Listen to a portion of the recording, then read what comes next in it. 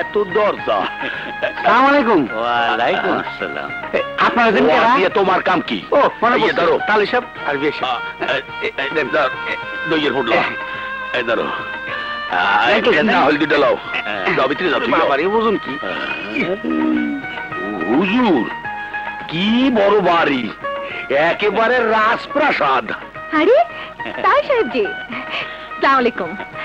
ওয়ালাইকুম আসসালাম। তা মা, ফুল কোথায়?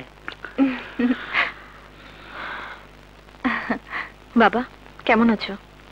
ভালো মা। এই নে, তোর জন্য নিয়ে আসি। বাবা এই গলার হার তো। হ্যাঁ মা, তোর মনে নাই? দেনা না দেওয়াতে এগুলো তো অনেক আগে আমাদের হয়ে গেছে। আমাদের নয়, বলো তোমার। রতন, এই রতন, জি বেগম সাহেবা। ওনাদের গেস্ট রুমে নিয়ে যাও। বাবা তোমরা বিশ্রাম করো গিয়ে, আমি তোমাদের খাবারের ব্যবস্থা করছি। চাচা তুমিও যাও। আচ্ছা আসি। লাও আডন। শেলি এখন কি হবে? কিসের কথা বলছো? কাল সকালে যখন নয়ন কাজে আসবে তখন যদি বাবার সামনে পড়ে যায়। উনি কিচ্ছু ভাববে না ভাবি, যা কিছু করার আমি করব।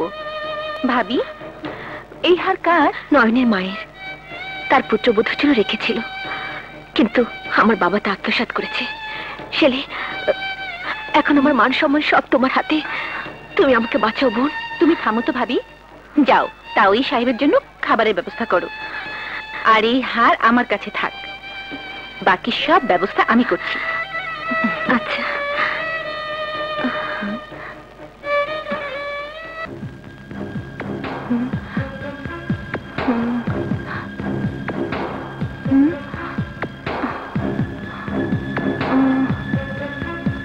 কি করা যায়?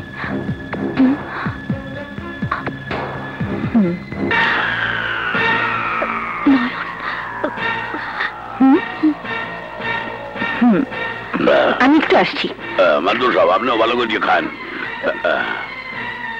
নয়ন তুমি আমার সাথে এসো। এসো।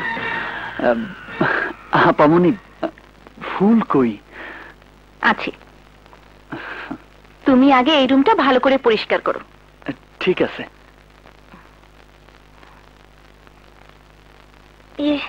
বাবা আমি একটু আসি, নাস্তা শেষ করে তোমরা বাড়ির আশেপাশে ঘুরে দেখো আর কয়েকদিনটা কাজকর্ম দেখো। চাচা ঠিক মতো খাও। পরানটা জুড়েই গেলে। মাদবর সাহেব তা একটা কাম করি, চলেন এই ফাঁকে চিড়িয়াখানাটা দেখতে আসি। না না এখন যাওয়া যাব না। তাইলে চলেন বাড়ির আশেপাশে ঘুরিয়া কয়েকদিন দেখতে আসি। শুনছি 2 জন ফাঁসির আসামিও নাকি আছে। চল আল্লাহ চলেন। চলেন ওঠেন ওঠেন, কমলাটা লই লই। তাহলে শোন নাকি?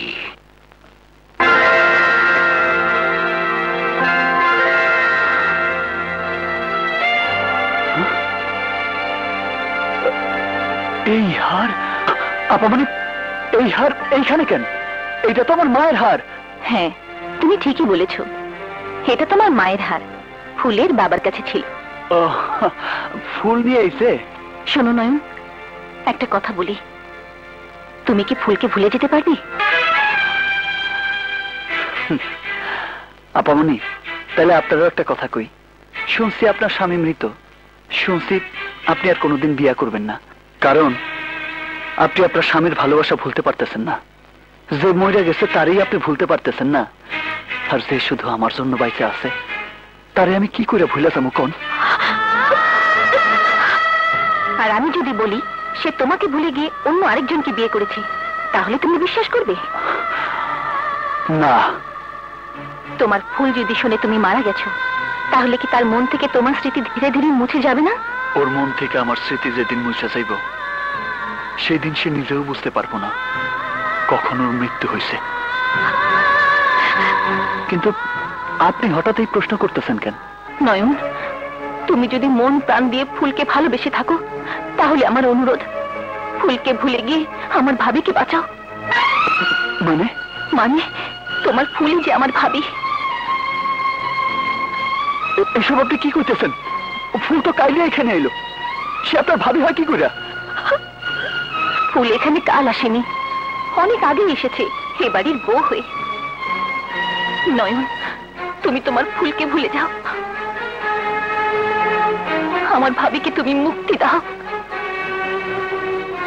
না, আমি বিশ্বাস করি না। না, বিশ্বাস তোমাকে করতেই হবে, কারণ ফুল এখন এই বাড়ির বউ, আমার ভাইয়ের স্ত্রী। মিথ্যা কথা, আমি ওর মুখ থেকে সব শুনতে চাই। তুই শুধু একটা বার কয়ে যা, তুই কি আমার ফুল নাকি তুই জেলার সাহেবের স্ত্রী? চুপ করে থাকিস না, কথা কও।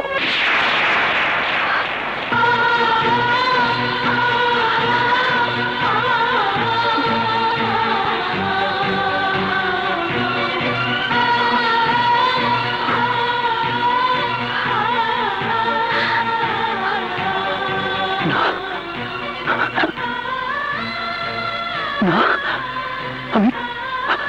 আমি বিশ্বাস করি না, আমি বিশ্বাস করি না। ফুল, তুই শুধু একটা বার কর, সব মিথ্যা, সব মিথ্যা। সংযত হয়ে কথা বলো নয়ন, তুমি ভুলে যেও না আমি এখন অন্যের স্ত্রী, তুমি আমাকে ভুলে যাও। তোরে ভুলে যাবো? তোরে ভুলে যাবো? কেমনি ভুলে যাবো? আমারে কয়ে দে, আমারে কয়ে দে, আমারে কয়ে দে, তুই আমারে কয়ে দে, তোরে ভুলে আমি কেমনে বসবো? আমারে তোরে ছাড়া আমি কেমনে বাঁচবো?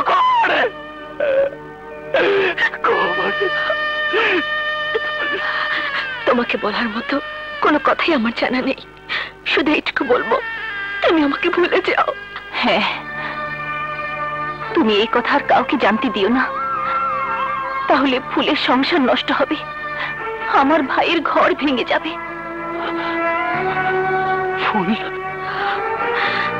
না নয়ন, ফুল নয়, বলো বেগম সাহেবা।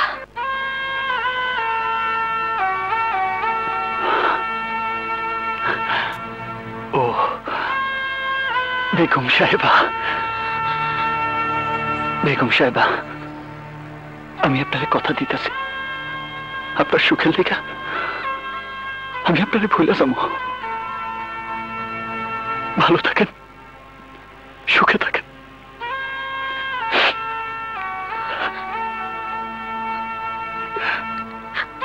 এই লগে তো ঢাকা শহরটাও দেওয়া হয়ে গেলে।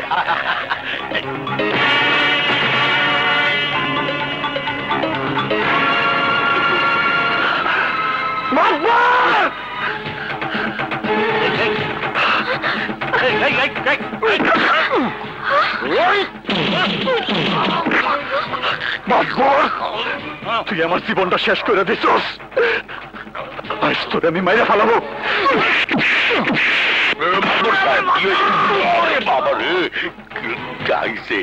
শেষ মাইরের আলামত শুরু হয়ে গেছে, মুই কাটতে পড়ি। তোর জন্য আমি আমার বাপ দাদার ফিটা বাটি হারাইছি, তোর জন্য আইস আমি বিনা অপরাধে জেল খাটতাছি। এইটা তুমি কি করতেছো? তোর জন্য আমি আমার মারে হারাইছি।